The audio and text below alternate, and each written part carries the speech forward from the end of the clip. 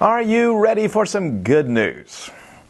If you live by law, you won't feel thankful. You'll feel deserving. If you live by grace, you'll be grateful for every good gift. In reality, every good thing in your life is a God moment of unearned blessing. Here's today's text from Deuteronomy chapter 6.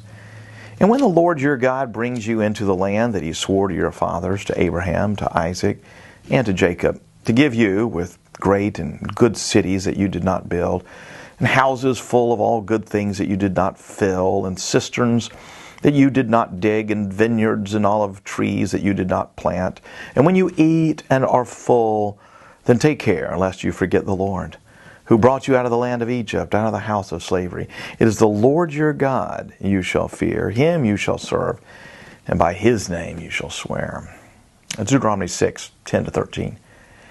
I sort of enjoy shopping for used cars. I like the game of searching out the rare cream puff, the unscratched, like new, low-mileage gem that has only been driven by a grandmother to and from church but has been serviced every 3,000 miles. I sort of like haggling, too. More and more used car dealers are posting no haggling prices, but I like the old days of negotiating, sliding pieces of paper with numbers on it across the table and pretending to walk out if need be.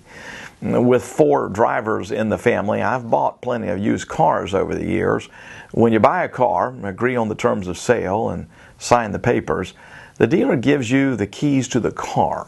And when handed the keys, you might thank the seller for a happy negotiation and for his good work, but your thank you is a polite acknowledgement of a successful business deal. After all, once you've paid for it, you deserve the car.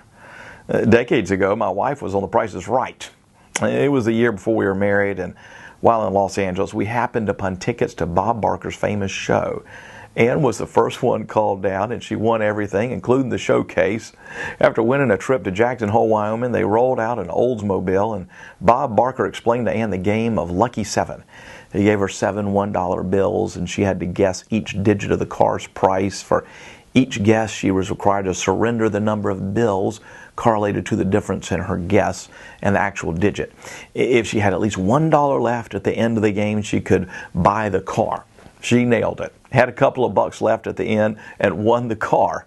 In her glee, she hugged Bob Barker and ran off the wrong side of the stage as the cameraman zoomed in on her cute, gleaming face. That's not the way you feel when you buy a car. You can feel satisfied after a business transaction, but when you've been given an enormous gift, you're overjoyed. That's why God wanted the Hebrew people to remember that He was the source of all their blessings. When you remember your God moments of unearned blessing, you're grateful. And when you're grateful, you're joyful. That's the gospel.